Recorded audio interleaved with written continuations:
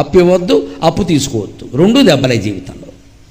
ఇది తెలియజేయడానికి కుబేరుడు గతి ఇలా అయింది. లేకపోతే విష్ణుమూర్తి బాకీ తీర్చకపోవడం ఏంటండి, ఒక రోజు పని పెద్ద విషయం. ఆయనకి లక్ష్మీదేవిని ఆయన దగ్గర పెట్టుకుని కావాలన్నా తీర్చరా, తేరదో ఏడుతూ కూర్చో అలాగా, అంతే. ఎందుకు ఇచ్చావు అంతే. నీకు ఎవరికైనా అప్పు ఇచ్చామంటే ఇలాగే ఏడిపించుద్ది అంటాడు మన. అప్పు ఇవ్వకూడదు, అప్పు చేయకూడదు. ఎందుకని మనం బలహీనమైతే అయితే వాడు ఏడిపించుకుంది అంటాడు మన. ఈ రెండు పనులు మంచివిగా అని చెప్పడానికే కుబేరుడు జీవితాన్ని ఈ రకంగా చిత్రించారు దాన్ని. అందుకని భస్మీకృతానంగ భస్మానులిప్తాంగ గంగాధర నీ ప్రసాదంబురను సర్వగీర్వాణ గంధర్వులను సిద్ధ సాధ్యోరగేంద్రాసురేంద్రాదులను శాశ్వత ఐశ్వర్య సంప్రాప్తులేదు.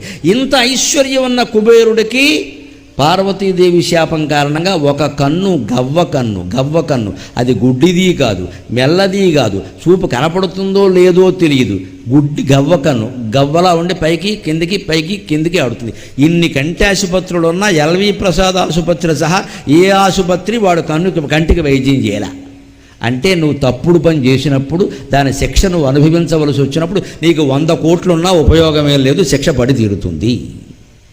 కుబేరుడికి పడింది శిక్ష, మనకు పడదా? ఎందుకని ఇంత చేసి శివపార్వతులు ప్రత్యక్షమైతే నాకంటే గొప్ప భక్తురాలా ఈవిడెవరో శివుడు భుజం మీద చెయ్యేసి నిలబడిందని చూసేట. శివుడు భుజం మీద చెయ్యేసే ధైర్యం ఎవరికి ఉంటుందో మీకు ఆలోచించుకోవద్దా?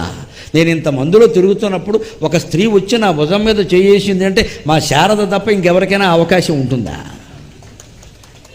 అది దాన్ని అపార్థం చేసి ఈవిడెవరో ఈయన భుజం మీద చేసి అప్పుడే మీరు దాన్ని నెట్లో పెట్టేసి గరిగిపాటికి ఆయన పెట్టేసి నా బతుకు అయిపోయింది ఇక్కడ. ఇప్పుడు ప్రతివాడి చేతిలో ఓ పత్రిక, ప్రతివాడి చేతిలో ఓ ట్యూబు, ఎవరో ఇలా చెయ్యగానే పెట్టేసేయడం, మన ఇష్టం వచ్చిన కామెంట్లు చేసేయడం. అక్కడ ఈయనకి 2, 3, 6 అంటుంది. 2, 3 ఉంటే ఆవిడ ఊరుకుంటుందండి, అమాయకురాలా? మన ఇష్టం, మనకు తోచిందల్లా మాట్లాడటం, కనీసం దాని గురించి విచారణ ఆలోచన ఏమీ లేదు ఇక్కడ. అసలు ఒక పెద్ద మనిషి ఇంతటి వాడు ఉన్నప్పుడు చనువుగా ఆయన పట్టుకుని ఇలా భుజం మీద చేస్తూ ఖచ్చితంగా భార్య అయి ఉంటుందమ్మా. ఆ ఆలోచన లేకపోవడం వల్ల కుబేరుడు ఏం చేసేవాడు అంటే నాకంటే గొప్ప భక్తురాలా ఈవిడెవరు? ఎందుకంటే అమ్మవారి గురించి ఆయన ఏమనుకున్నా అంటే కాశీలో గుళ్ళో ఈయన ఎలా చూసాడో అలాగే ఉంటుంది అనమాట. కైలాసంలో ఆవిడ అలా ఉండదు, బాలా 16 ఏళ్ళ అమ్మాయిలా ఉంటుంది. ఎవరో భక్తురాలు, ఈయన కూడా లేడీస్ వల్ల పడిపోయాడు అనుకున్నాడు ఆయన. అనుకుని కన్ను వంకర చేసి ఇలా కృత్రిమంగా చూసాడు. అమ్మవారికి మండింది, వీడేవాడు ఎక్కడికి వచ్చాడంది ఆవిడ. ఆ కుబేరుడు మనకి చాలా ఇటువంటి వాళ్ళందరికీ వరాలు ఇస్తారు, మీతో చచ్చిపోతున్నాను ఇక్కడ కాపురం చేయలేకండి. వాడు బుద్ధి చూసారా, వాడు వంకరకను చూసారా?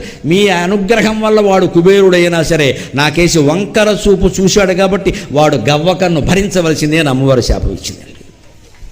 అంత కుబేరుడు గవ్వకన్నుతో ఇప్పటికి ఏడుస్తున్నాడమ్మా ఇన్ని యుగాలుగా. మనకి డబ్బు సమస్యల్ని పరిష్కరిస్తుంది అనుకోవడం చాలా పొరపాటు. పరిష్కరించదు, జ్ఞానం మాత్రమే సమస్యల్ని పరిష్కరిస్తుంది.